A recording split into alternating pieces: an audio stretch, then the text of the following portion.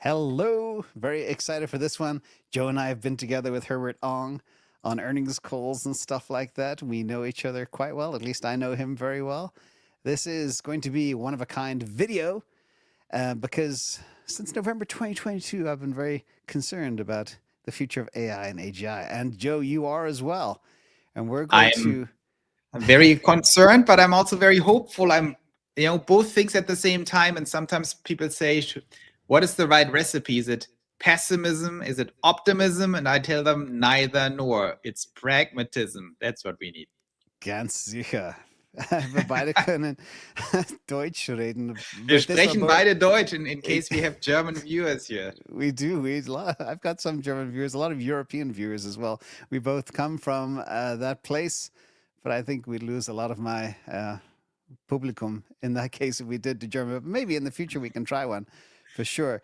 But we have a lot to get through, and I'm glad you said that. I remember Elon Musk used to say it's better to be an optimist and wrong than a pessimist and right. So we're going to share what I like to refer to as the good, the bad, and the ugly, and how to prepare, and what can be done, and what are the positives. But we're also going to make this very broad. We're going to talk about everything that impacts the future because things are changing very quickly in the world. And we'll talk about some stuff. I was listening to you yesterday talking about the Norwegian Sovereign Wealth Fund, and you said something very interesting that got my attention. But we'll get to that. We'll also talk about the age of abundance and AI, AGI, robotaxis, autonomy, humanoids, you name it, everything. So let's jump in. I do have a quick presentation, and this one's called Surviving the Age of AGI and How to Prepare. And before we go, by the way, links below for Pioneer Lands and for Joe Bachty's YouTube channel and his Twitter. You'll see all those as well. Please follow him. And we're trying to publish this as well to his channels as well. So maybe hopefully it's live streaming there too. And if you watch on X or my X, you can go to my profile. There's also the link to Pioneer Lands. So yeah, that's where we prepare to survive and thrive in the age of AGI, which has a lot to do with money. That's why we are talking today with James of InvestAnswers. Exactly. Money is, I always refer to it as kind of the life raft for optionality to get out there. I remember in 2017, 2018, 2020, things like Bitcoin were my life raft, but now we found something maybe even better than a life raft. So let's get back to the story. We'll try get this done all within an hour. We've got a lot to get through. First of all, the big concern, let's talk about the elephant in the room. Is an AI onslaught coming? Is it really bad? It's often portrayed as an unstoppable force, wiping out jobs, wiping out industries, and we got flying cars and robotaxis, mass job losses, changes all across the board. Is it true? Are we going to see mass job extinction, Joe? Are we going to see abundance? Well, it's one of my favorite topics because this is very urgent and it's happening as we speak and it's on an exponential trajectory. So it puts all of us on the spot as economists, as people in investments or in politics, like who's right? And we will know very soon who's right. So it's a pretty exciting time, also scary time. Yep. My prediction is very clear. If you look at the first principles of AI, if you look at AGI and what's happening, this is a massive disruption. It is the greatest disruption that ever happened. It is the first time that we don't develop a technology or tool, but we develop the technology and the tool. It's intelligence. It is not replacing humans or automating something that some humans do sometimes. It is attacking in a way and replacing the central core of all human activity, which is intelligence. And so this time is different. I think there is a solution to the whole thing. But it's not the same solution as in the past. Like, some will lose their jobs, they will lose their agricultural job and then go to factories and it's all going to be fine, other than the fact that it's horrible to work in these factories. But, back in the days, they just adjusted. I think now we're talking about something much more deep and fundamental that will replace any kind of repetitive work and even non-repetitive work, even creative work. And I think it will change the nature of what a career even is. I think all jobs in the conventional sense will be gone very soon, probably in the next 5 years, all non-blue collar jobs. Yeah, and that's pretty terrifying forecast. And If you were to assign probabilities to this, what would they be? Like 50-50, 80-20, 20-80? Well, it's like a timeline. So I would say when I say all jobs are gone, first of all, I don't mean all jobs. I mean like 80%, something that effectively is all jobs, because no one will ever get a job again. Even if it's just 30% of jobs, by the way, no one will ever get a job again. That's how it works. So I think, I don't know the exact probabilities by 2030, if like 80% are gone or 50% are gone, but I would put a 90+% probability on 2027 being the time of panic, where people panic. They see, okay, no one gets hired anymore. Millions of people get laid off. Unemployment rises very significantly beyond what's normal, and people start to panic. I think that's going to happen latest in 2027, with political effects in 2028 for the election. Yeah, so I've been panicking since November 2022. Do you think that But you have more foresight, that, James. that causes aging or something, or stress? I actually I see it as a double-edged sword, like you do. There's reasons to panic, but that panic makes you sharp to be able to prepare for what's coming. And I'm not going to panic. I'm just saying people yeah, are going to panic who think yeah, about it the first time. Once you tackle it, and that goes to your point number 3 on the slide, purpose and meaning, by the way, that's something I never really understood. I can yeah, relate to it, but I never understood it for myself. I don't have any issue with purpose or meaning, because I think, here's my theory. This is a new thesis. I haven't heard of that thesis outside my mind, at least. I think purpose and meaning in conjunction with jobs is a direct function of imagination. The more imaginative you are, the less you will ever have a problem with purpose and meaning. Because if you have high imagination, you see the future, at least some future that you want more than what you have now. And as long as you want something, you have purpose. yeah, And especially if you're good and like, dudes, we have so many problems. Think about all the problems. And so we can think about realities where we don't have these problems. And the differential between both in terms of value is called value creation, by the way. So if you have strong imagination, see, like, why are we still dying? Why are people still getting fat? Why don't they have perfect food? What about exercise? What about community? What about relationships? What about children? Like the whole shebang of problems. Well, that's good news. Now it means we can solve them all now. And if you have nothing else to do than solving the most important problems in your personal life, isn't that great? How do you have a purpose problem? You should be all gung-ho about it. exactly. It's funny. I frame it a little bit differently.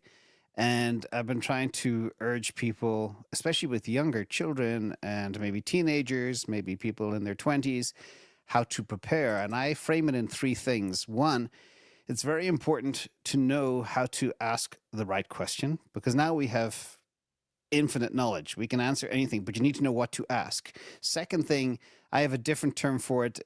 Imagination I call it creativity. If somebody is creative and can think up new ideas, they'll never be bored. And now they got all the power at their fingertips. And then the final thing is, with all of that, and it ties into, I forgot my 3 points: creativity, asking the right question, and analytics, being able to analyze situations. They're the 3 pillars of how to be successful in the future. We'll come back more to this, because I have a whole segment on how to prepare, whether you are a child or a baby or an adult or somebody in their 70s. But as we get to the abundance, this is the key thing that's very concerning. If people don't have purpose-driven work or a mission, how do they define themselves? And I read some psychology stuff about men are the ones that struggle with this much more than females, because females anchor on different things like having a family and children and that type of stuff. But a man without the ability to hunt or gather or bring home the money, that's a problem. And also, this could infect things like human connections and other types of stuff. So, how do you relate to that? How will Well, I abundance solve think, everything? yeah, it's a tremendously important question. And it goes down to this exact same problem. Let's talk about men for a second, right? You basically have 2 types, and you can, these 2 types can be converted, right? It doesn't mean you're stuck in one type. But the one type is what you call creative, and I call imaginative. To your point, I have this, what I call the reality engineering cycle, which is imagine, build, learn, repeat. Yep. Because you're going to do it wrong.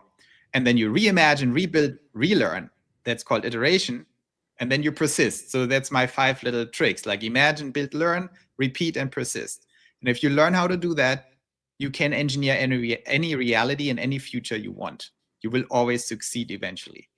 So what is the core of the circle? Like building, learning is all the easy part. It's all about imagination. You have to switch on your imagination so you see things that don't exist yet. And once you do that, you are out of the whole problem. And if you don't do that, you are basically a worker, right? You're waiting for someone to give you a command what to do. And that's your purpose. If you are in a worker mode, which is basically all jobs today outside entrepreneurs. So basically, if you're conditioned to sit there and say, I need a command, that's my purpose, I want to complete the command, you will have a huge problem because no one is going to give you any commands anymore because you fulfilling the command is not valuable enough anymore because the AI does a better job executing my commands. But if you give your own commands, if you see the future, that is also the one job AI will never be able to replace. Yes. Because it is your own imagination. Sure, the AI might be able better than you to get to that future, but you cannot replace the fact that it's your future, right? This is inherently not replaceable. Not because of capability, but because of deeper reasons. Like you want your future, you don't want the AI's future. So this shift has to happen, and that's what I call the pioneers, right? Pioneers are basically people who sit there, we have a green lawn in a forest, there's nothing, and the pioneers like, well, there is nothing, but there could be something. We could build a town, we could build a little bank and a bridge and whatever they build. But you need to be able to see that. You can't just sit there, what do you mean bank? There is no bank. It's like, exactly, I'm saying we should build the bank. So this is how you can view all of reality now. And that is the great liberation that AI brings us. There are tactical problems, right? We ask you money, how do you make the money? How do you survive and then thrive? But the thriving part requires this imagination. And once you solve that issue, all these other issues fall away. Excellent. Because then you don't have a purpose problem, then you are not bored. Then you know which questions you have to ask. You have to ask the questions that get you to your future, right? Then you have the whole thing solved. Yeah. Well, let's continue framing the problem, and then we get to the solution part and the capital allocation part and my barbell of how I'm positioning myself, and we'd like to learn about how you are too. But this was a pretty scary little chart from our friends at Goldman Sachs, and basically you've probably seen this before. I call it the behind the keyboard jobs, the most at risk jobs in the age of AI. And these are coming soon, the next 2 to 3 years. Office and administrative support, 46% will get hit. Legal work, 44%. Architecture, engineering, all the roles that rely on analytical tasks, routine work, keyboard type stuff, things that AI can replicate very effectively and efficiently. And then it goes all the way down the line to the green stuff where they're going to be very safe. I call it the trades. And the irony is, in the past, people thought, low skill roles would be the ones that would be replaced first. But in the age of AI, it's completely the reverse. So do you believe this study from Goldman Sachs? Pretty much. I have to look at the exact numbers, but directionally 100% yes. The question is 1/4 of current work tasks could be automated. Well, I think it's 100%. That's my only difference. Not by the AI currently, but by the AI in 3 years. So if you now could replace 50% and then 100% in 3 years, you basically can replace 100% because now it's just about rolling this thing out.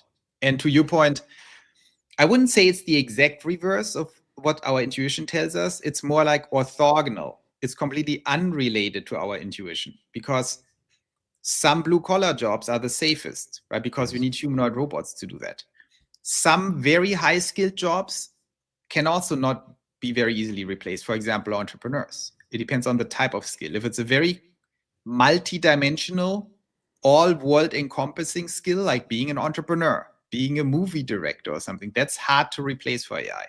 But at the same time, hyper-specialized, super high-paid experts who do one specific thing, like world-leading physicists or something, world-leading doctors for diagnosis, they will be eliminated as one of the first ones.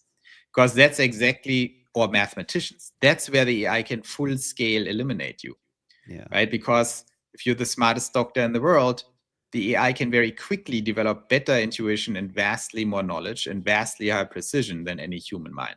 So it's very, unexpected how this plays out, in my I'm going to opinion. challenge you on your Hollywood director producer theory. I don't agree with that. I think I have this theory. I don't watch TV or movies. I think they're all garbage and crap. I haven't seen a good movie made in 20, 30 years. But when I used to watch movies, it was like the first quarter would be good, the middle is dead, and then the last piece is just a terrible ending. And I think AI could take all these potentially great movies and rewrite the ending and completely scrub them entirely and create a much better product. It's as if the movie makers run out of money towards the end, or they get bored and they forget to make the story or the finishing exciting. That's my theory. I think you're right with that. I was more referring to kind of the entrepreneurial part of really good people like George Lucas back in the days or something, who invent an entire franchise, understand the fan base, understand the entire context, or so. Then we'll talk about how that flipped into a DEI production, but we won't go there. We won't go there. I don't know. I also got a little disillusioned with George Lucas. So yes, I agree. I mean, these people can be, given how bad they are right now, yeah, they can easily be replaced. I was thinking more about some hypothetical perfect movie producer. Let's go hit the nail on the head right now. I want your answer on this. When AGI, when is it going to hit? Now, you have the guys at Moonshots, very clever guys, Diamantis and company, the Harvard, MIT crew. They think it's already here. Then you have early expert predictions, 26, 27. Then you have the median experts saying, oh, not until 2060, like 40 years away. 2060. I won't even touch on the rest, but literally these are like some of the thought leaders in the space think it's 100 years, 40 years away. And then the guys that really are in the know, the true academics that have been studying AI before even anybody heard about it, are saying it's already here. What's your take? And Elon says it'll be here in a year. So I think, of course, we have to start with definitions. I think there are two important ways I forgot to frame my definition of it. Is when the AI can have a conscious thought. That's my red line in the sand. Well, that would be the third thing for me. Okay. So then we have three potential perspectives on AGI.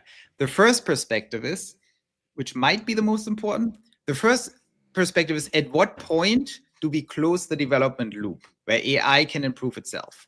Ideally without humans. That's a very scary point, because then you have not just AGI, you have ASI very quickly, super intelligence, because then you're on this hyper exponential development thing.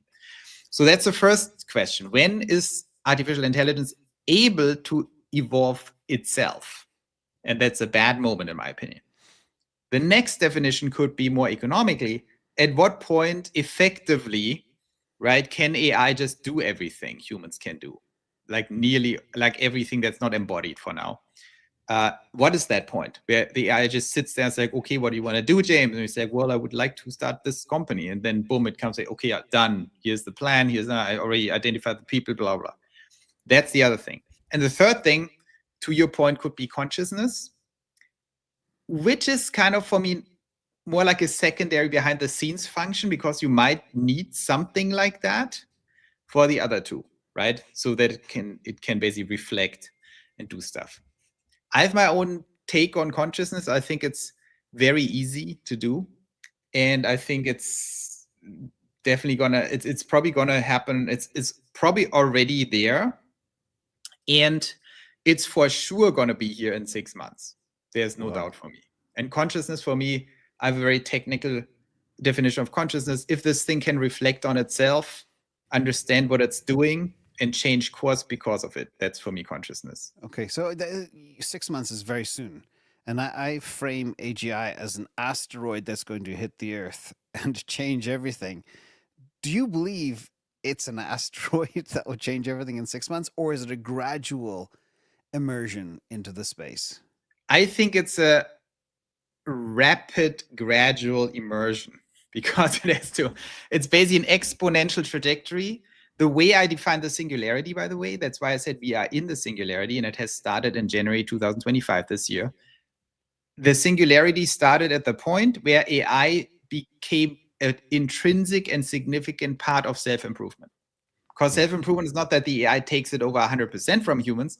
Like the humans do the whole iteration cycle, but at some point they loop in the AI and say like, oh, help me. And then the AI takes over 30%, 40%, 50%, and that accelerates the feedback loop. That's the all decisive thing. What is the pace of progress in intelligence itself? Yeah. And once that pace is applied to itself, it becomes very exponential, but it doubles then every 6 months or something. And then you have more and more this problem. So I think we are basically dealing with an exponential trajectory. And I would describe that trajectory just the way I'm seeing it right now. And you know the saying, humans are bad with exponentials and so on. So yes, I think we are in the middle of this exponential trajectory. I think we are talking about something like 6 months for doubling of intelligence development speed or something. It's hard to quantify, but something like that, which means it's extremely exponential. And that means the wave will really brutally hit us, in my opinion, around 2028 to 2030, where things get like weird and scary and completely unhinged. I think it's going to happen sooner than people think, and then it's going to get really real. I don't think it's Terminator right away, because the entire human civilization as a system has a lot of stopgaps in there, because you have hardware, you have chips, you have mining, you have government. So there are all these stopgaps, right, that will stop it from just taking over immediately. But within certain sectors, like white collar and intelligence itself, as long as it does need to be embodied, there you could see potentially insane progress. There's a question just came in from Jack. Joe B must be a fan of Alan Watts. Is that true? No, not specifically. But I mean, the way, I learned that basically in high school. I got lucky with my high school. We had a lot of like philosophy and stuff like that we read. And I actually stopped reading like a pretty long time ago, because I couldn't really, I figured out once you think about things and learn how to think about them systematically, it's kind of easier to think about them yourself than reading. And then, then when you hear what certain people said, like some smart philosophers, you can click it like, oh yeah, that's what I thought too. And now I know this guy thought this and this. So I think nowadays with ChatGPT and Google and everything, it's easier to think than read. I think thinking is getting you to the goal faster, potentially. Yeah, it's interesting you mentioned philosophy, because I actually worked for this guy who was a philosopher, a Yale philosopher, and he actually turned out to be an excellent CEO and had a very successful IPO. Interesting. And then you have people like Peter Thiel, philosophy in school, Stanford, I think, and many others, including some not so cool people, Bill Miller, Peter Diamandis, all philosophers. So what is it about how philosophy helps you understand the world better? I know the answer. I think here's the thing. Philosophy is an interesting subject to study, because it's very similar to economics in one specific way, and sociology. So sociology, economics, and philosophy have something in common. They tend to be some of the most important things you can study and understand ever, the centers of civilization, but at the same time are horrible sciences with not so smart people in average. So basically, when you study that, the spread is extremely wide. And most people are not very smart if you compare to physics or something like that.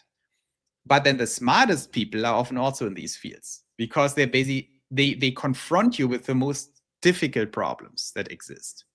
I think all three: economics, sociology, and then philosophy. Interesting. Could that be the life raft to help people survive the AGI future, or is it too late?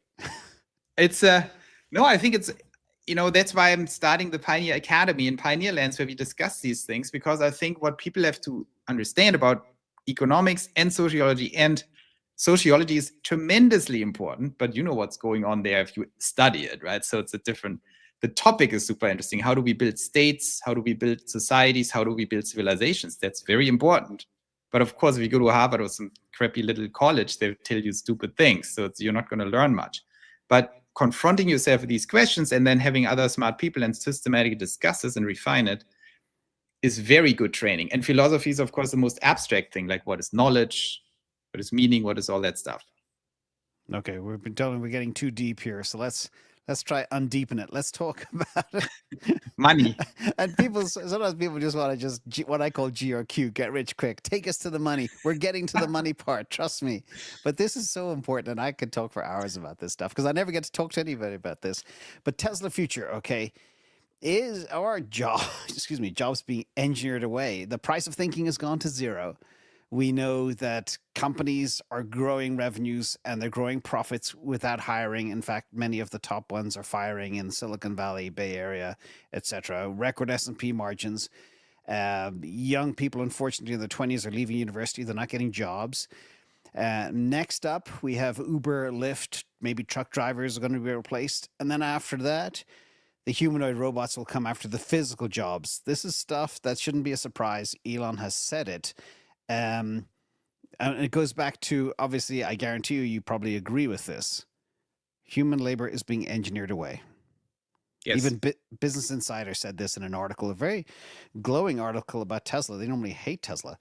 Anything to add on this? Yeah, I mean, it's super exciting. I don't want to sound like a douchebag, by the way. When I say exciting, I mean intellectually exciting. It's very tough on a lot of people. It's going to be a shit show. It's going to be bad, by the way. But what's exciting is sugarcoat that. No.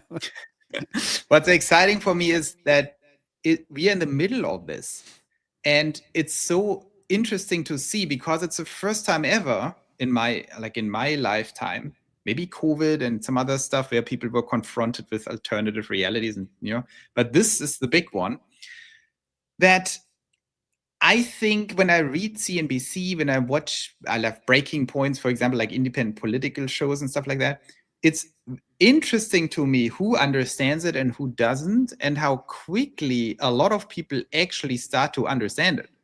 So because we were like a year ago or 2 years ago, I was like, I'm saying this, everyone thought I'm crazy. But now I see en masse, right? Even CNBC saying, aren't these all jobs now all going away? Are they really coming back? And, so it's very interesting that most people really get a sense for like something is going on. And this is not fantasy, and it might already be here. And what's important with my trajectory, when I say 2028 to 2030 will be where it fully hits us on all levels, right? That also informs robots. It informs all these things because it's an underlying exponential that really gets into exponential expansion, the intelligence expansion, I think around then, that will automatically solve any remaining problems in terms of robots, in terms of AGI, in terms of full self-driving and all these things. And that means that this is kind of the forcing function, the wall is kind of guaranteed, because even if I would be wrong off by a year or something, this is all going to be forced, because whatever problem is left with robots is just going to be solved then through that exponential. And the rate of change and the rate of iteration is something to behold. And literally at this stage, I do believe that obviously Tesla has the ability to manufacture at scale. They've got the brain capability with AI and even partnering with XAI for Colossus. The only limiting factor, not the forcing function, the limiting factor is the ability to have that hand dexterity. Everything else is kind of done at this stage. But I tell you, James, what's interesting for me is I have some friends who are doctors and some other people, and they say, it doesn't work. I'm a radiologist. I look at like this still makes mistakes. And I have a very different opinion about this, because as an entrepreneur who's building all kinds of things right now, I see like massive acceleration in my own work. Like all the legal stuff, I do financial products right now a little bit on, like, it's a long story, but very complex stuff. It's easy. I go to Claude, I go to ChatGPT, I save all the lawyers, I can iterate in seconds on anything. Like regulations, accredited investors, professional investors like Luxembourg, all kinds of stuff, and I just get the immediate answer where I would need a whole team of lawyers otherwise. With coding, we can just code the hell out of this thing, like the Pioneer operating system coming soon to a city near you, to your computer. And this is all, when I think this through, and I'm just this little Joe guy What do you think Elon has in his house? Like, he will have some serious stuff. What do you think the SpaceX engineers, the Tesla engineers? So when you talk about the hand, all of these problems in the end are just typing stuff into your computer and waiting for the answer. Okay, should we do tendons? Should we do actuators? Can we miniaturize the actuators? What's the pricing? What are the economics if you do this? Everything, the time and the effort needed for anything just gets cut by a factor of 10 every 6 weeks or something if you're in engineering right now. And you can code crazy things, you can simulate suddenly crazy things, everything gets massively accelerated. We have to understand that. So all these normal R&D timelines from the hands to the AI to learning to all these data tagging things, can we simulate stuff? Can we take YouTube videos and train the humanoids by turning them into first perspective POVs and stuff like that? All of these things get massively enabled now as we speak. And this has dramatic effects, I think, especially on a company like Tesla or OpenAI or Google, like all these people, because they're going to leverage it like crazy. Incredible. We've kind of framed up the problem, but there are other problems on top of the problems around things that are coming. And you, as an economist, I want to ask these kind of economic, macroeconomic, microeconomic questions that are very hard hitting, especially when you see the changes happening to the world. This is very interesting from Jensen. Jensen is a guy who sees the writing on the wall 5 years ahead of time. Elon is a guy who sees the writing on the wall 8 years ahead of time. That's the way I frame people up, is how they can anticipate stuff, because it's a very important skill as well for the future. But Elon, Jensen said, has a giant AI factory. He was very early in recognizing he needs to have an AI factory to sustain his cars, and he's got AIs in the cars. And every industrial company will be an AI company. And you're not going, if you're not an AI company, you are not an industrial company. And the reason this is kind of profound is Hyundai just bought 50,000 GB300s. Car company. They get it.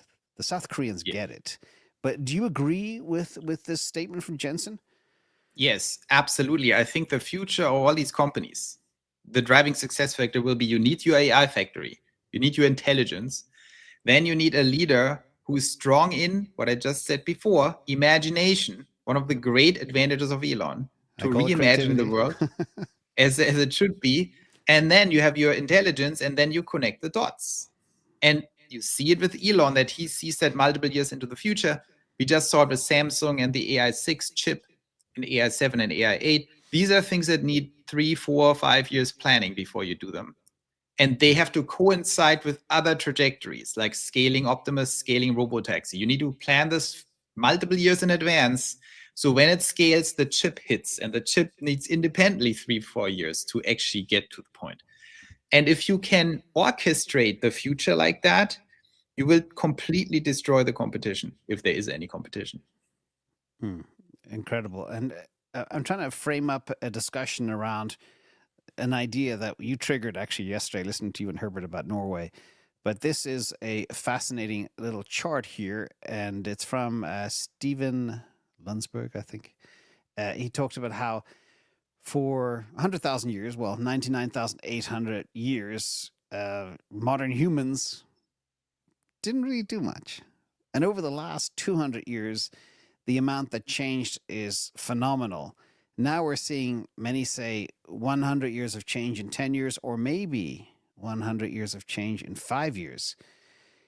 This is going to wreck everything. But the point of this chart, what's very important, is the amount of wealth that was created over the last 200 years compared to the previous 100,000 years. It's off the charts. Now we're going into this so-called abundance era. And with that combined with exponentiality, it could become a very abundant future. This all points to that, this history. But then the other problem is a couple of quick charts, and then we'll come back to ask you the questions. And this is the piece that you said, oh, Norway, they're voting against the comp plan because they don't want to deal with their customers or citizens, and they're all socialists, da da da da. Do you remember that yesterday? Yes. So let's talk about tax revenue collected. This is what I call the power of thick social blankets. Yes, Europe has great social blankets, free education, free medicine, free all this, and that's great. But the amount of tax collected is far higher than the United States. But at the same time, there is a lack of New World innovation. Does taxing a nation or a region to death constrain innovation? Because this is a very That's a telling good question. Huh? I think that's a very sharp question. Does taxing and regulating innovation to death constrain? It's like, yes. I think we know the answer, yeah. But the reason I come on this, and I want your opinion, I really worry about the places where we came from. You know, Europe, they're missing. I read an article this morning about them. Some guy wrote about, hey, Europe, we're missing the autonomy train completely. And we were the leaders in car making on the planet, and we've missed the boat. What's happening in the world? Yeah, I have a contrarian view. I love to be a contrarian about this because obviously the EU does everything wrong you can do wrong. I mean, that's not a complex discussion, right? Taxation, regulation, dumb leaders, it's bad. But when I am in Europe, and Europe is complex, when I'm in the Nordics especially, the level of civilizational development compared to everywhere else in the world, including the US, is just so vastly higher. Yes. And a lot of Americans don't know what I mean with that. Mostly Americans who haven't been there, right? Go to Copenhagen, just do it. And it's people. My son lives in Copenhagen, by the way. Oh, interesting. Yeah. You can actually not live in Copenhagen because the Danes, they do one thing very badly, and that's taxes. Yeah. You literally cannot escape. Very different, by the way. I don't want to give away all my secrets, but very different from the Swedes. Totally different. The Swedes have an insane tax advantage. But anyway, so I think that, and this will be non-trivial in the future, because what will the entire economy shift towards? The entire economy will shift towards civilization and humans, because everything else will be abundant away, right? Who cares about any physical good or anything? It's all going to be cheap and abundant. What's not cheap and abundant is how do you live? What's your community? What's your city? What's your health? That will be the gold of the future, because it's the most valuable thing in the world. You want a high quality life. And I tell you, if you go to Sweden, if you go to Norway, Denmark, and all these, you cannot, it's impossible to replicate this anywhere else because the development standard is too high. You need the humans, you need the entire thing. And so I think this is a tremendously valuable future commodity. It's like the oil of the future are human civilizations. And they will be sought after like nothing else. That's also why Swedish immigration policy or something is the insanest madness ever. It's basically put, it's like throwing fire on your oil well and then wondering what the problem is. Like, don't burn it, don't destroy it. So anyway, I think that's why I'm kind of, let's see how this goes, because all these tactical opportunities right now that the US has better regulation, the taxes are pretty good, high dynamism and all that stuff. But what is the future? The future is who can build the most desirable, most beautiful and perfect civilizations. That's going to be the only business model left. That's what we are doing in Pioneer Lands. And you can build them all. Yeah. And you can build them in the United States. The United States, I'm still bullish on this whole thing because it allows to do these things. But where's the lab? Where's the best standard?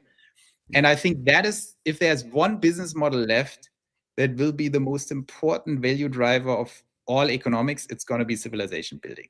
It's funny because we're actually working on a product ourselves. It's in the works for about 4 years now, but it's a place to determine, based on your profile, where you can optimally retire, which civilization you belong for, whether it's safety, security, quality of life, bakeries, religious preferences, etc. So we'll talk more offline about that another time, because I think that dovetails nicely into your vision. But I remember way back in the day, it was in the 90s, and everybody, like the leading countries in the world, were laying fiber. If you weren't replacing copper with fiber, you were behind. And Singapore was number one. But then there was African nations that could leapfrog fiber deployment with wireless. Is there a world where maybe Europe could leapfrog the rest of the world by embracing AI somehow? 100%. Okay. I think that world is coming as we speak, but it's going to be a function of Pioneer Lands.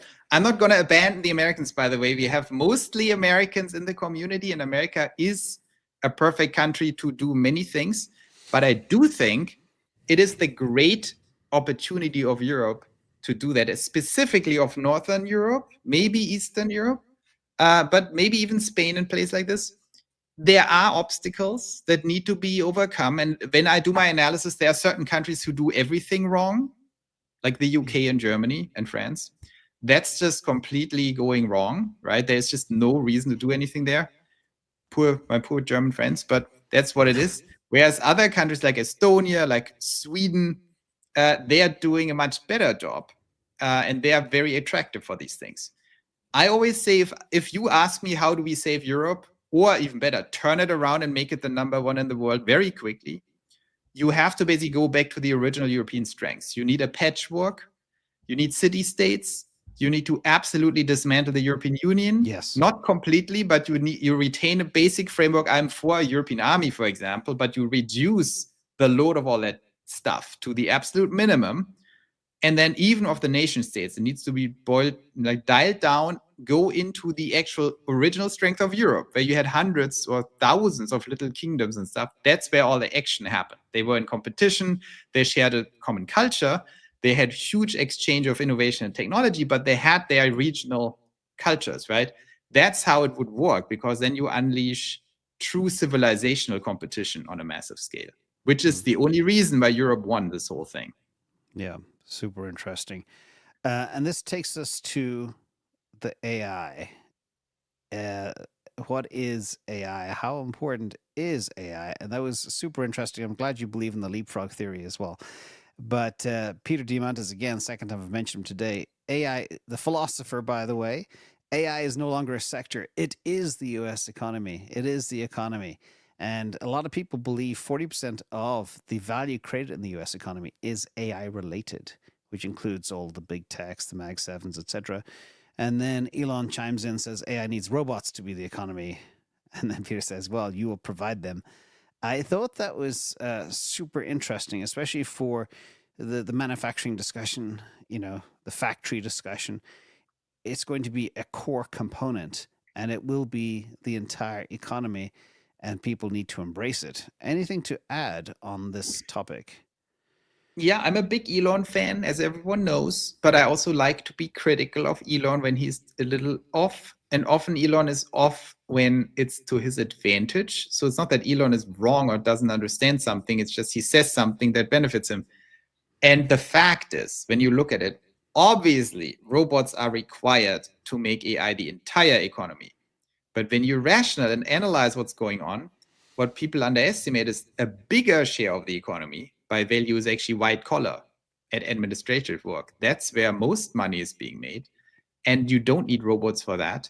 And that is already here, and it's already coming. So I think the trap with the robots is to think, well, the big wave of disruption are going to be the robots. No, it's the tail end of the wave. The robot just clean up what's left. They will take over all the manufacturing and the blue collar jobs. But the loss of all white collar jobs and all administrative jobs is actually bigger than robots. It's much faster, and it's already here. So the disruption will be on the front end, not the tail end. Super. I mean, then the robots unlock complete total abundance, because then you can do whatever you want. But from a pure existing economics perspective, the disruption of job loss is bigger with white collar. And it's also more revolutionary, by the way. When you think about... Yeah. What do you say to people that don't believe a humanoid robot will be functional for it until at least 2040? Because a lot of so-called experts believe it's way off, just like self-driving vehicles, which are already here. I mean, you could go into arguments about look at Optimus and look at, 1X Neo and all these things. But I would make a more, general argument. I think what they completely underestimate, why I'm so bullish on Tesla and my trajectories on Tesla, is not just where they are at, and it's not just what they did in the past. It is about applying this exponential AGI trajectory that I outlined to a company like Tesla. I think whatever they failed to figure out yet will be exponentially faster solved in 2026 and 27, because they're sitting on this giant exponential that people don't fully understand. And when people say, we couldn't figure out the robot hand, it's ridiculous. There are billions, tens of billions of dollars being invested in the stupid robot hand and an exponential AGI trajectory boosting it. Do you really think they can solve that in the next 12 months? Yeah, it's funny. And a counterpoint to that, Neuralink, Elon Musk has said many times, the human is not precise enough to conduct that surgery.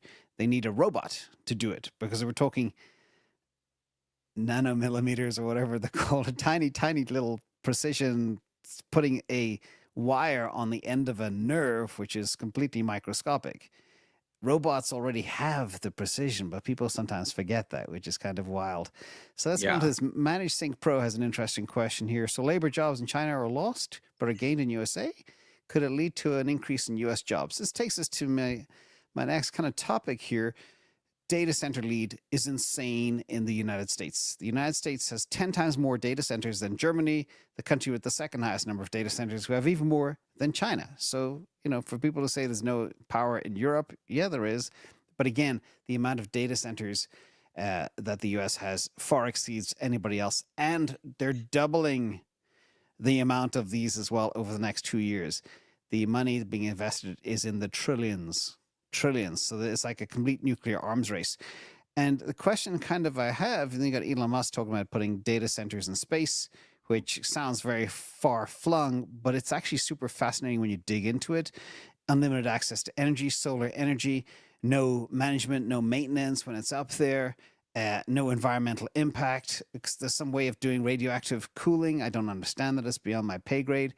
Starlink already has the low link latency with laser beams to transfer data. He said he's doing it. It's completely wild. So my question to you is, we need all this infra for the world that we're going into, the robotaxi, the robotics, but the infra is the underpinning of all of this. And my question is, if the US has so much compute and so much data centers and so much power, and then they're planning to build data centers in space, who can possibly catch them? Well, that's very interesting, because I think when it comes to Europe, it's very simple. This is the base layer. This is the infrastructure. No one can catch the United States. They won this for the next 10, 20 years. There's no way to catch them. But why would you need to catch them? Like, look at TSMC. They own and control the entire chip manufacturing infrastructure on Earth. But who gets all the money? NVIDIA. Yep. Right? And then OpenAI and so on. Look at the market caps, Microsoft. So the fact that you own one piece of the equation, congratulations to the US. Good job. You will make enormous amounts of money. And it's a great piece of power you have. But, there will be hundreds and hundreds of times of value built on top of this. Yes. But if I build my nice Pioneer Land civilization, I make 1 billion times more money than this entire thing combined. So because it sits on top, it's the stack on top. It's true for all industries. Exactly. Right? The value is generated on the app layer. Yeah. And it doesn't mean it's not very smart and great to invest all these trillions. You're going to make way more money than you invest. It's an amazing investment. But it has nothing to do with the total value generated that comes on top of it. Exactly. I used to say there's no money in the pipes. All the money's in the apps. There is money in the pipes, but there's much more money in the app. Exactly. Well, the pipes sometimes compete themselves to death. Everything becomes commoditized. So there's no excess profits available, is my theory. Yeah. I mean, look at the reality. Like, if I go, Lovable, great example. Lovable, the best vibe coding app on Earth, built in Stockholm, growing like crazy. They're using ChatGPT. But is it ChatGPT? No, they're building it on top. It's an entire thing on top. They were the fastest company, I think, to go from 0 to 100 million ARR, I think in 6 months or something crazy thing. They're just built on top of ChatGPT. ChatGPT is built on top of NVIDIA. NVIDIA is built on top of TSMC. So it's great. They're all going to make money. But the higher you get, the more margin you actually get. So it's great infrastructure build out. But this race is not over. It didn't even start, in my opinion. Yeah. So the big question is for the audience. We're starting getting into the money section here, everybody. This is what people want. How do they get rich? The robotaxi, money while you sleep. Do we hit scale? I've been modeling Tesla since 2017. I'm obsessed with projections. Every 2 or 3 months, I learn something new about a new line of business for the company. But back to Robotaxi, it's going to be a huge disruption and it's going to make the pie bigger, as Elon says. Do you believe you'll be able to make money while you sleep if you had 3 Robotaxis or 5 Robotaxis? And when will Tesla be at scale? When will it start impacting TradFi spreadsheets? Is it Well, 10,000 units, I'm a 100,000? simple-minded economist, right? I just do the math, and it's like, why would I buy Robotaxis if I can buy Tesla shares? So I feel I make much more money easier with Tesla shares. So I'm Me a too. big Tesla shareholder, of course. I love that. I'm also into projections. I actually think the most likely outcome for the next years is that we will hit 40,000 cyber caps by end of next year. And if that's true, it's going to be crazy. If Yeah, that because is true, it's going to be really crazy. And Elon says we are going into scaled production in Q2. So I say, well, maybe that means end of Q3, but then we still hit 40,000. And if we hit 40,000, the stock goes above 2,000, which is too much, by the way. But I think it will go there and then linger around in 2027 if it actually goes there, or drop back a little bit and then keep going up. About a year ago, Elon did say they'd be able to scale the unbox process to 1 to 2 million units of the Cybercab. The question is, 1 million cars, where do they go? Because I think they can build them faster than they can deploy them or manage the fleet. Absolutely. They are definitely ahead on the supply side. The art of the deal will be, how do you deploy them? It's kind of the demand side, but the demand is different. The ability to deploy them. But I think you have an easy fill up to like a few 100,000s before you hit the next big problem, right? So just filling up Texas, California, they're probably more ahead than we think. But all these easy 7 states, right? Florida, Arizona, Texas, even Illinois didn't have a lot of regulations, but then Georgia. There are some states you can easily fill up with these things because regulations are basically just do whatever you want, just don't crash, and have some kind of very basic things in place. So these are the famous 7. And that's easily a few 100,000 Robotaxis, right? So once you crack the code, once FSD is fully functional, 10 or 100x safer than humans, I think we'll get there by Q2 roughly. Then you have CyberCab scale, and that gets us to the 30, 40,000 next year. And if that happens, I will be very happy as a shareholder. Yeah. The next trick will be, can you push it to a couple of 100,000? Then the next step, can you push it to 1 million and more? And that requires certain things to happen. But that's 2028. Well, I believe one of these Robotaxis could easily, and this might sound a bit over bullish, easily pull in $800 a week after expenses. And I'll tell you why. Because a friend of mine took one from San Jose Airport to Marin, which is over the Golden Gate Bridge. It's a long drive. It's 70 miles nearly. And it's a complex drive through a lot of traffic centers. And it cost over $100. A guy sits in the car for an hour and 6 minutes exactly. The fee is literally $106. So it's like $1, over $1. But that's funny, James, because my projection is $30,000 in margin per year per Robotaxi, which is pretty much the same.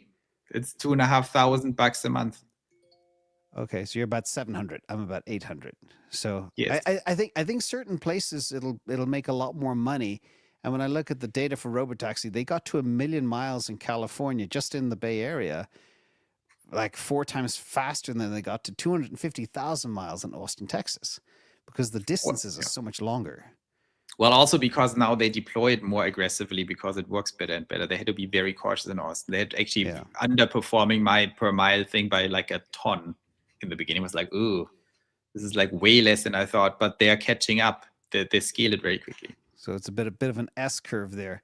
Okay, so Robotaxi is coming, and then Robotaxi. But James, just for the viewers, I think that's why you have to watch James and Joe discussing these things, because most people, they don't really grasp that. They think maybe they're getting to 1,000 by December of next year, maybe 2,000 in the most crazy world. I'm saying it's more likely 40,000, and if that's the case, that's how much you're off on the shares. Yeah. Right, and that's called alpha. If I'm right, then it's crazy. And this is what people don't understand exponentiality very well. It's a human glitch. We think in terms of lines, not curves. And this takes me to TAMs. And the reason we're getting more into the money side, but I did this analysis. I'm going to turn off our cameras for a second so everybody can see this. Is a bit of an eye chart.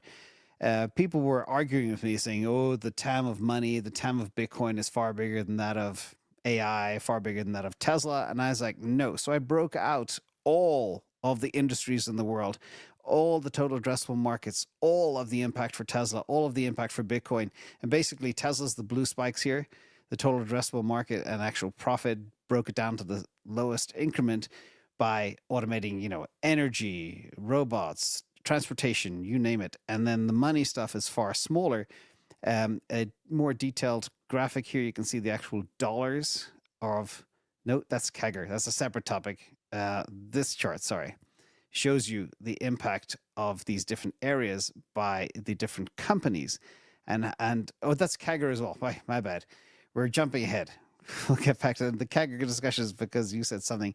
But the reason I share this is the TAM of the exposure that Tesla has. It's as if Elon said, okay, I'm going to go after the 10 biggest industries on the planet and disrupt them completely. Global telecommunications, transportation, manufacturing, AI, etc. Do you break down stuff in terms of TAMs? Yes. And size, the disruption size of the TAM, and then the profitability of those TAMs when they're disrupted? That's the piece that people miss. They say, oh yeah, labor's a $30 trillion market. But what happens when you make it far cheaper and far more exposed? It's no longer 30 trillion. It becomes same everything. with robotaxi, same with transportation. Yes. They always see the TAM and like, well, okay, fine. First of all, you're not going to get the whole thing, and then you're much cheaper per hour, so you have a much, much smaller TAM. It's like, no, there's a certain effect in economics. If you make something cheaper, the total usage actually goes up in terms of dollars. So it's going to be much bigger, 10 times bigger. If you lower the price by 30%, you probably are 5 times bigger or something. So it's important to think more through first principles. I think the current TAMs are important to get like a feel for things, but that's not where we're going to end up. We're going to end up at something much bigger. In transportation, if you pay for your Uber drive $30, right, you think twice before you do it, or $100, whatever. But if this thing suddenly is $10, you don't think twice. You just do it every time and more. And so that means also, what are even these TAMs for Robotaxi, to use one example? While we are thinking, oh, that's taxis and rideshare and Waymo. No, it's also car ownership. It's also trucking. Yep. It's like giant industries. And suddenly trucking becomes much cheaper, so people will book more trucks and ship around more random stuff. I don't know, like it's going to be huge. And then you can build all these industries on top of a new global infrastructure of autonomous transports for 90 cents a mile. Everyone will start doing business like, oh, my mom has a flower shop. I'm going to deliver flowers now everywhere at night or whatever. And then suddenly they need to use it to ship their flowers. So you unlock massively new demand if you become cheaper and easier, right? It's also like, think about this can be API'd into a website where the Robotaxi is just directly on your API. You code something with your flowers and you click a bunch of buttons and then 2 Robotaxis show up. This is all a different world. And it will replace public transportation. Why would I pay I was just in Helsinki paying like for a little tram ride, like €3.40. I would rather have had a Robotaxi for $2.99. So you can replace public transport. Exactly. Which also loses, it's a huge drag on cities because they lose money in most places in public transportation. Exactly. So everyone saves money, everyone is happier, gets their personal chauffeur. And that's just Robotaxi. On the Optimus side, I mean, this is like an endless topic, because when you think about it, if you have agriculture or mining or whatever you have, hospitals, and suddenly you can buy your nurses for like 10% or 20% of the cost, what are you going to do? Everyone has staffing problems. Of course, they would like to have 10 times more nurses. And so they're just going to do it. Yeah. It's funny. I used to take the S-Bahn in Zurich. And it used to be very cheap in, 1990 and stuff. But when you look at the prices now, it's like 18 Swiss francs to just go across 2 zones. I mean, Zurich. That's a lot of money. Good luck getting lunch in Zurich. Yeah, but the cost of a taxi is way more than that too. So there's a lot of potential disruption. But again, I've got this other economic question which I struggle with, and you hit on it with the old Jevons paradox, the British guy. He said, well, the coal question. I think when they developed the steam engine, they thought it would be much more efficient and then everything will be done. But no, it actually drove up the huge amount of demand for coal because steam engines became everywhere and the total consumption of coal skyrocketed. But, and the Jevons paradox is, when they make something cheaper, there's more consumption. But I believe only for certain things, because you don't need infinite MRIs or body scans or blood tests or that type of analysis. Where do you draw the line in this Jevons paradox between consumption being more? You mentioned the nursing example, and I know we're going off on a tangent here, but you took me there. Is there a line? Like, how many apples can you eat a day? One. That's it. I think for a lot of things, for apples, sure. But for MRIs, that's a great example. You could easily have 100 times, you could have 1,000 times more MRIs if these things would be cheaper. Preventative medicine, this is actually super important to have MRIs, and no one has them. Like whole body MRIs, you should have one every 3 months, in my opinion. I heard there's a wait list in Canada for 9 months. Yeah. Yeah, and if every human over 10 or over 20 gets an MRI, full body MRI every 3 months, which will be the future, because it's stupid not to do that. Most doctors watching this will completely disagree, but I'm right on this. I'm sorry. That was my field. So, but it's a long story. You need to have the whole downstream analytics. This all needs to be tightened up and not done wrong. But of course, the future is you get imaging all the time, so you know when anything is going wrong. But if you would do that, that would mean 1,000, 2,000, 3,000 times more demand for imaging compared to what's happening now. So, and lab tests, probably the same thing. Could you have 1,000 times more lab tests? Probably. That would be probably smart population-wide. So apples, not so much, right? Because apples have a hard stop, to my knowledge. I don't know, apple juice. But when it comes to certain things, everything that drives labor or intelligence or data, I don't think there's any limit. Super interesting. So, you have to think about what's the input function of whatever you look at from a Jevons paradox. Well, what are we dealing with? If it's anything with no cap, intelligence, data, labor, energy, there's infinite demand. Okay. Depending on price. I like that. Okay, let's get back to money. What people care about. I've got this barbell thesis. I as an investor, I have very concentrated portfolios, like 90% in four things type of thing. But compared to the Tesla tubers and the Tesla bros, I am diversified. You are highly diversified. You have 5 things. Are you crazy? Exactly. But I've got this idea of I like to kind of swing trade. I like to rotate. Everything is kind of a pair. I believe the left-hand side of the barbell for the investors should be all things AI. And I am heavy right now, heavy Tesla, NVIDIA, and some other little players like Alibaba and China, just for some of the Chinese action. And then on the right-hand side, alternative assets, aka Bitcoin, layer 1 blockchains, maybe some proxies, maybe some real estate, as the barbell to secure the future. And of course, you can always trade in between because everything has a cycle. There are things that are hot. For example, we're maybe coming to the end of the crypto bull run and might go on forever. We're not sure. But we saw some extreme volatility over the last month or so. How do you view, for the investors, we're getting into the protect yourself, build your life raft area? Do you just go all in on AI, or do you have alternative assets to protect yourself as well? Or where you make profits in a certain asset, do you funnel into AI or funnel out of AI into this alternative asset, like you build your own castle, things like that? I mean, it depends what stage of life and how much money you have. But if liquidity is still an issue, right? Basically, if you are not completely done and you say, well, I want to invest all my money, but I also need to be able to access my money. Yeah. Liquidity is an issue with any kind of equity or Tesla investment because you can't rely on Tesla being where you want it to be in exactly 6 months, right? So I'm actually working on something that I can't talk too much about because of regulation stuff, but we are trying to kind of develop a product that gives you more safety, lower returns than Tesla, for example, but much higher returns than bonds. And basically is more stable and reliable because it's a little hedged, right? So it's also AI exposure, but designed more as the other side of the barbell. One is hardcore, go hard into NVIDIA, Tesla, Palantir, not so much right now, in my opinion, it's a little high. And then the crypto piece should also be in here. But these are all assets that have very high return potential, but you cannot rely on them to be there for you when you need them next year in September, because what if they're just down? It's stupid to sell them. And then here's something that balances this out and tries to get to 30%, 20 to 30% a year, stabilized.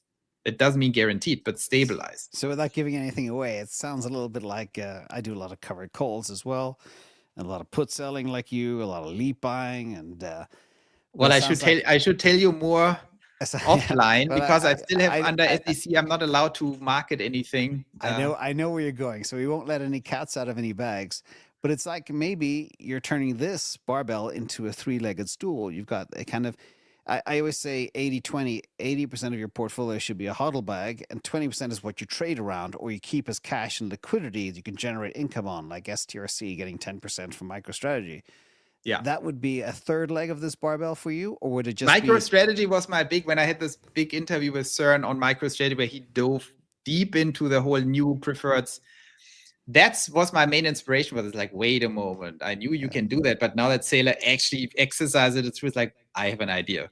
So it's basically a structured product that does certain things to stabilize returns, including options and so on. But it's also a cool mechanism to make sure in very good times you're building a forward yield reserve and then roll it over, so actually you stabilize the whole thing, make it the yield curve.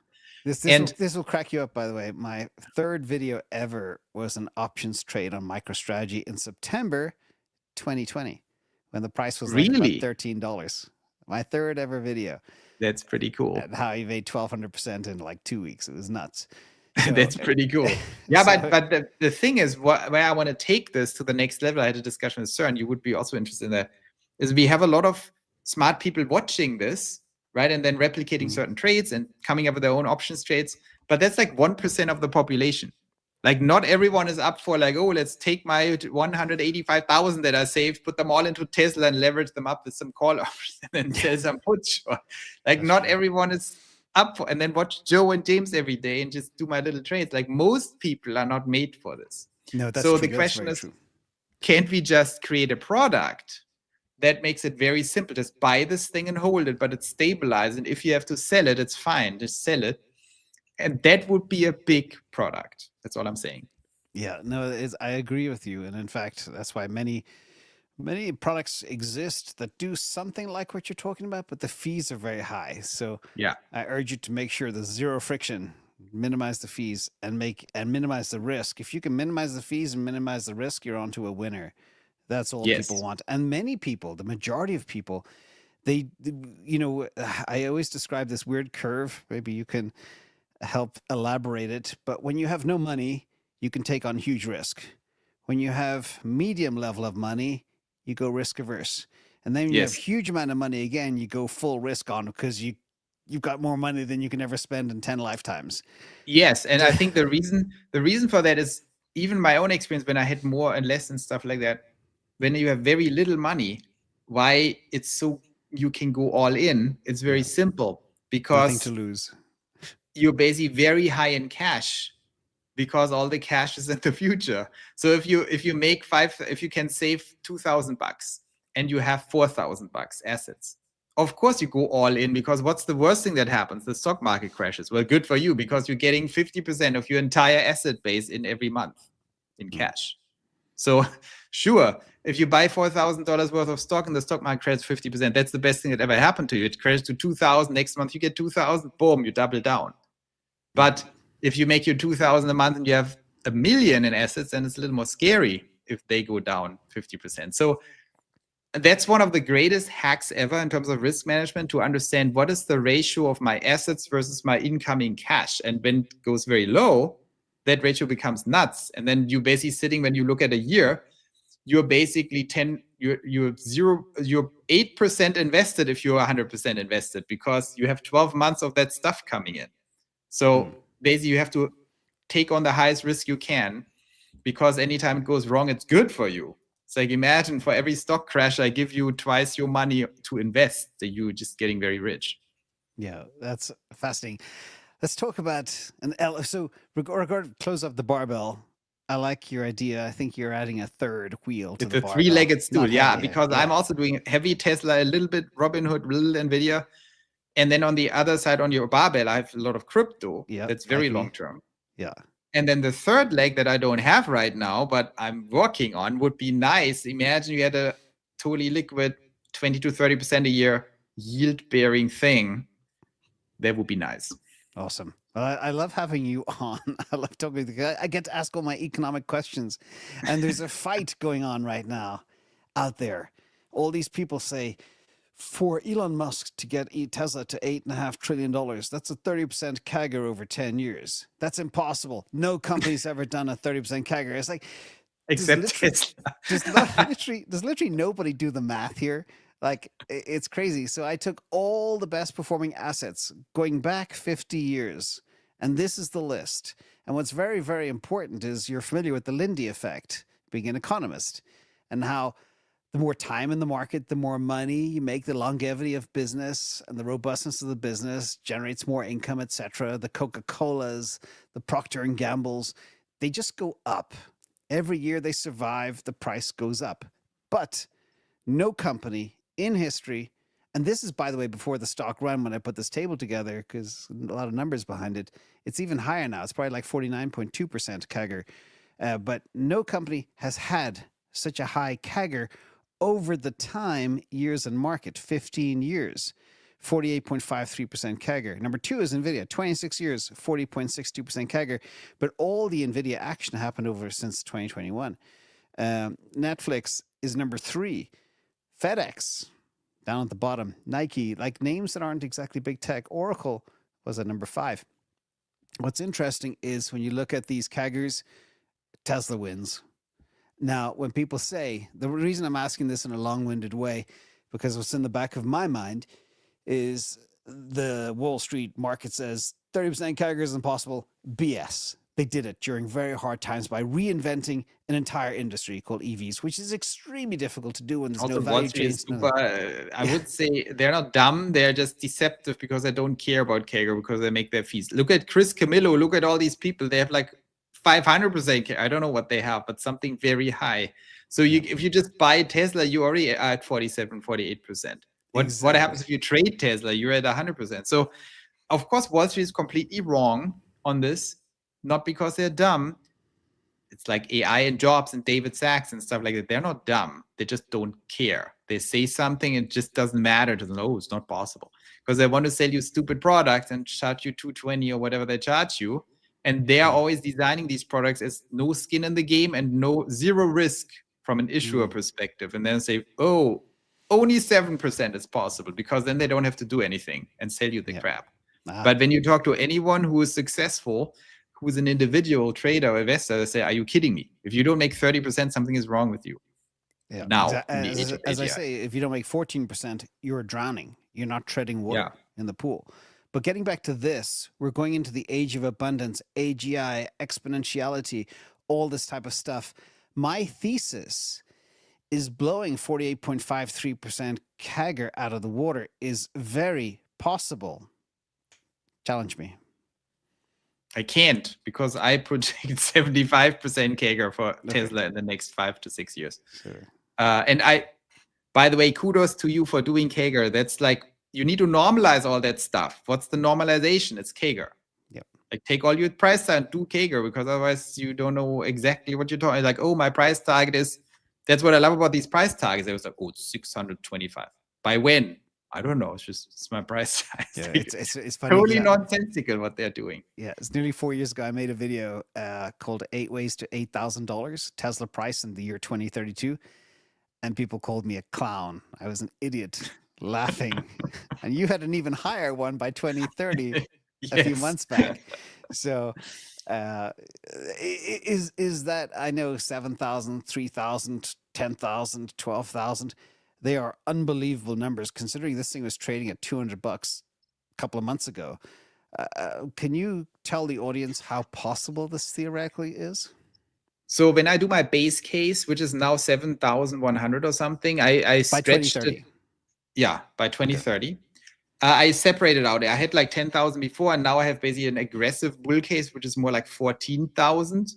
Then I have a base case, and then I have a total bear case, which is like 2,500 or something, where I assume nothing works. So I think the base case is more on the conservative side. I think the most realistic case is a little more aggressive because I'm actually conservative with certain numbers of Robotaxi expansion and Optimus, especially Optimus. I think Optimus will be faster than I project. I think we are at 1 million Optimus in my model by 2030, and it could be easily much more, but it could also be less. So I think, if these numbers pan out, I did a very conservative discounted cash flow model. That's how I do it, not on PEs and stuff like that. I don't believe in it. I basically do a forward-looking 10-year discounted cash flow. So when I say 2030, I model out how much money in free cash flow is Tesla going to make from 2030 to 2040 and discount it back. Yep. And in 2028, same thing, from 2028 to 2037, like the next 10 years always. Yep. And then I discount it back and see what that is. So it's a very conservative method, but of course my projections are exponential. So that's not conservative. I think it's realistic. And then I discount it down with risk. I don't put it into the discounting number. I use a 7% capital cost number, which I think is realistic. And the actual risk I add separately in a model where I say, what is the risk that competition knocks them out, that technology doesn't work, that Elon, some key man risk, and I add them all up and say, well, I put a 20% risk discount on the entire final number because I think there's a 20% chance it doesn't happen. So that's how I do the model. So I think it's pretty decent, and I get to 7,000, and I think that's pretty conservative. Yeah, I have a DCF. We've got to do a model face-off together, your model versus mine, because I have one model that takes into account each line of business, the granularity, number of customers, number of vehicles, the actual revenue per product that they make on each product, and then the profit margin on that product, and then the PE attached to that product, and then forecast it out over a multi-year period, and then back into, based on the PE, the actual stock price based on free cash flow. So it's kind of mine is like a little bit different. Yeah, I also track the PE, but as a function of my DCF, I say, like, if the DCF is true, because DCF is more conservative and I think more specific, like I value a company with the free cash flow that comes in over the next 10 years. That's the total value of the company at that point in time, discounted. And then I can see what the PE looks like, and you see the PE is very high, 2026 because of that, but then it continuously goes down, of course. Yeah. So we'll do a model face-off because there's a crazy, I think it was Jeff Bezos says free cash flow is everything. And shout out to Rivian. They just had a record burn of cash in a record amount of time, $23.2 billion. And the investors will never get their money back. That is a guarantee I'll make right here, right now. But I want to talk about the survival guide because that is really why people are tuning in. How do they survive? So this is just a straw man structure, but I know you think about what people could do to really embrace AI, their survival plan, not just, well, it incorporates things like DCAing into a portfolio and everything else. But, in the first 30 days, would you recommend somebody should think about, ask the right question, think about a problem that needs to be solved, adopt an AI workflow, etc., build some type of product or MVP?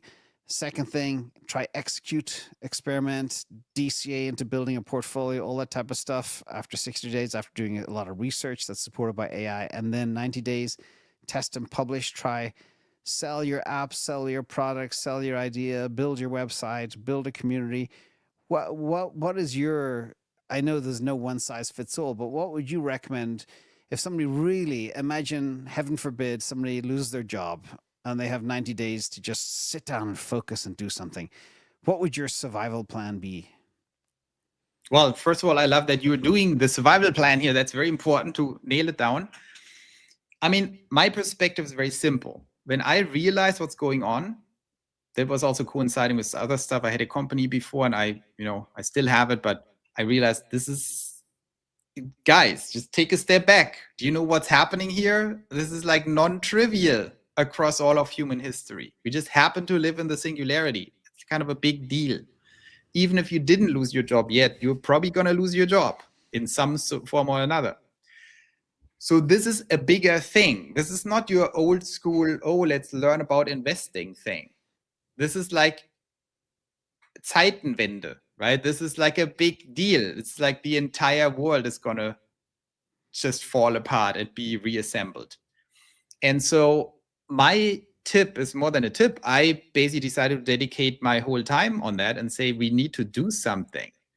And that's about spreading knowledge and making people understand this stuff and getting their finances in order. But it's also about something much, much greater, both on defense and on offense. The defense is you have to make sure to survive, including with your family and your kids and everyone.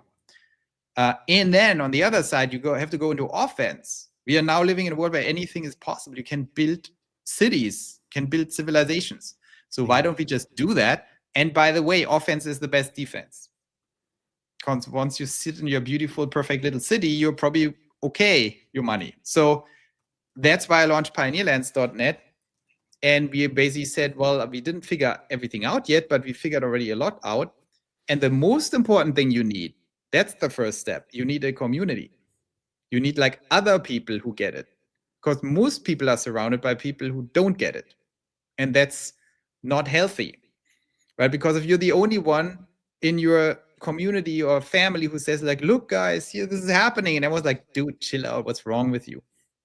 That's very demoralizing. And then you're not getting the momentum you need. So I think the most important thing is, join a community of people who have more pioneering attitude. And then you have other people where you can do this together. You can ask questions. You can work on all these things. You can learn about investing. You can learn about more things. And I think that's what I think is going on. It's a serious time in history, and serious is always a good and bad thing at the same time. It's dangerous, and there are enormous opportunities. Exactly. And there's so many great stories out there. There was one story of one academic sat in his office for 3 months, I think, and he started 200 companies using AI. And sometimes you don't know what's going to stick. One of them did. Another guy, a young guy, 22-year-old school dropout, dyslexic, etc., created the fastest growing revenue company in the world using AI or teaching AI to learn from evaluations and everything else. So the point is, try something, try many things, see what sticks. You've got everything at your fingertips.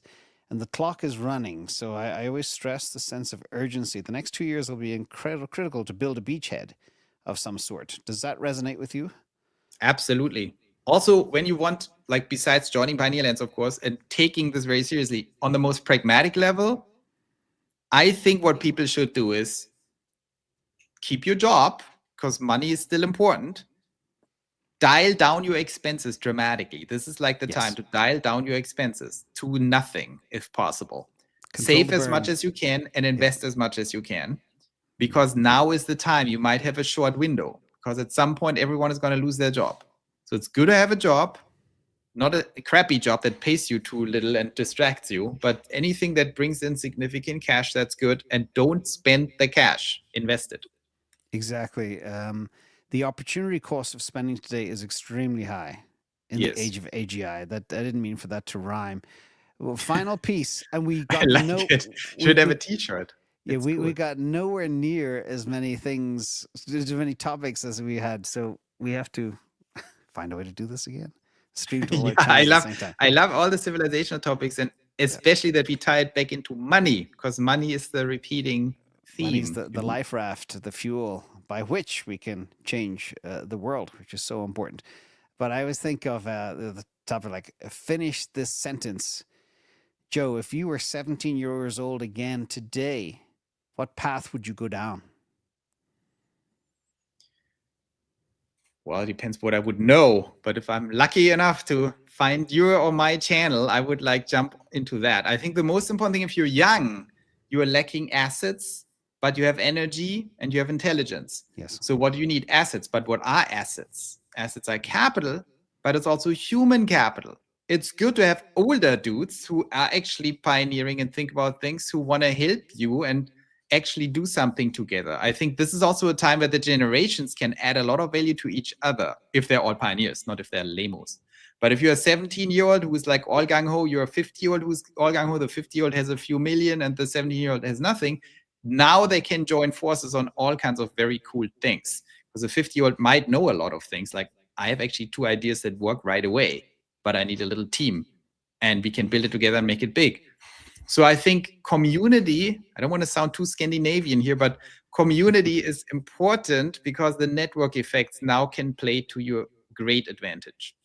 Exactly. And then one of the questions I get commonly from people in the community is, I am 60 or I'm 70. I've lost my job. I still need to make more money. What can I do? Or I'm raising a young child. How can I prepare them for the future?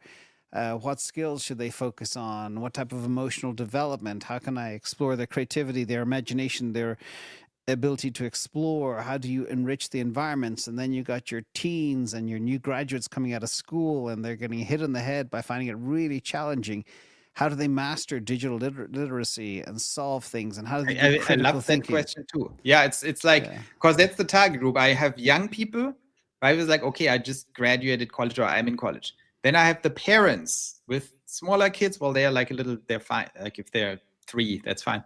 But if they are 14, 15, and they're going towards this high school and then college, these parents have a lot of questions. Like, what should I tell my kids? This is a little scary, the whole situation.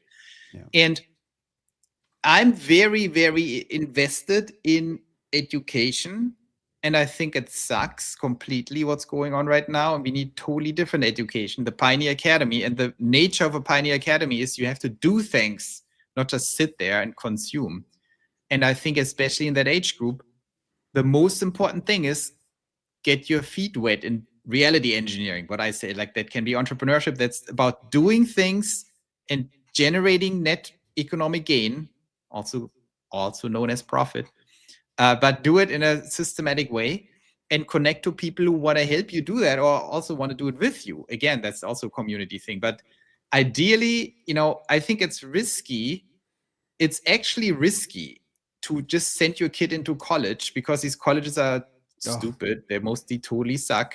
And they have a huge, to your point, not just spending money has the biggest opportunity cost in history, but also wasting time. That's the other thing. My bookkeeper, okay, she has a son who is having a bit of a I shouldn't say this in public, but a bit of a midlife crisis. He's 35 years of age, decided he wants to be a lawyer, because he wants to be a lawyer for sports teams because he loves football. He's going to go to USF, which will take 4 years. It'll cost him $200,000. He won't be making money. And then when he comes out in 4 years, what's the world going to look like? We know. I spent 2 years trying to convince him not to go down this path. You cannot dissuade them. And yes, university is important, but spending so much is really now difficult. That you say it like this, James, it makes it even more clear to me. It's like, what is the one thing you should not do in 2026? Wasting 4 years and $200,000. So what is worse than wasting $200,000? I said wasting $200,000 and 4 years. That's borrow very $200,000, buy Tesla stock, sit back and well, and if you want to be a lawyer, go to ChatGPT, come up with a use case of your lawyerism, right? I want to advise the football team on something, better contracts, and just do it. Just do it. Like, do it on ChatGPT, figure out what the problem is, and pitch them. Look, I have this contract. Pitch a lawyer with your contract. Can you sign this as a lawyer? And then we go to this football guy and convince him it's a better contract. That's how you do it. That takes you 24 hours, not 4 years. Yeah. And zero. $40 a month for ChatGPT. Not even 20. And the final thing as well, for the older generation too, you mentioned something that's so important. I always call it control the burn, minimize expenses. But you can actually not only use AI to make money, you can use AI to save money. And there was a case flying around last week, I don't quite remember, but somebody ran their medical bill from a hospital network somewhere in the US. They had a $195,000 hospital bill. They ran all the line items through Anthropic, Claude, I think, and they reduced the bill to $30,000. So right there, they saved $160,000 by using AI, and they did it all in 30 minutes and then negotiated with the hospital network. So there's so many ways to not only save money, but also to make money. So think of all dimensions all around everything. So completely fascinating. And the final takeaway is, I think there are many risks. It will be a shit show, and a lot of people are not going to make it. In my opinion, it's going to be bad. But at the same time, we are insane. We are insanely surrounded by opportunity. So it's a little bit like the Matrix. Like you literally can do whatever you want, and you will always succeed. But you have to snap out of it. It's like, don't go to college, don't do that. And I think that's also my takeaway. Once I realized this is a crazy time where literally everything is possible, once you snap out of it, then you should really think about, so if everything is possible, what is the one thing that's actually worth doing? And that's why I'm coming back to the civilization thing, right? Because initially you can run off like, oh, let's do this and this, do a little agency that helps people to do something. But yeah, this is all possible, but maybe we should focus on the things that are really big. Like, what about just fixing the whole thing? Because that's very valuable, by the way. Well, we tried to keep this to an hour. We went 90 minutes. Apologies, everybody. And we didn't even get close to anywhere near done. So it's been a fantastic conversation. And we have nearly 4,000 people watching live, Joe. So oh, wow. You have a lot of people saying, who's this Joe guy? Links below for who this Joe guy is for all his websites. It was a very deep conversation. I love your perspectives. We are very aligned. Your urgency is probably a little higher than mine, but it's better to be forewarned and forewarned is prepared or something. Forewarned is forearmed, I think is the expression. And these videos are really to help prepare people for what is coming, because that asteroid is coming, and it might just pepper the planet with little asteroids for a few years. And it's dangerous. You should be hit by the asteroids, but the asteroid is also made out of 1 pentillion tons of gold. So that's good. Exactly. So if we can catch it without or burning your Bitcoin, hand. what about exactly. Thank you, everybody. Thank you to the moderators in the chat. Links below for Joe, of course. We'll be doing something like this again, maybe some financial modeling. We do a model face-off. And one of the things I really wanted to get to is the actual ultimate sandbag. What is the 2030, 2032 minimum achievable for Tesla and maybe NVIDIA, maybe other names too, because it's an incredible time we have. And never in my life have I seen a roadmap to a 10x like we have with the comp plan. So it's absolutely massive. Anybody that votes against that needs their head examined, or they just probably short the stock. Thank you so much, Joe. Appreciate you, buddy. Great show. And thank you to everybody in the audience. Don't forget to follow him. See you. See you guys.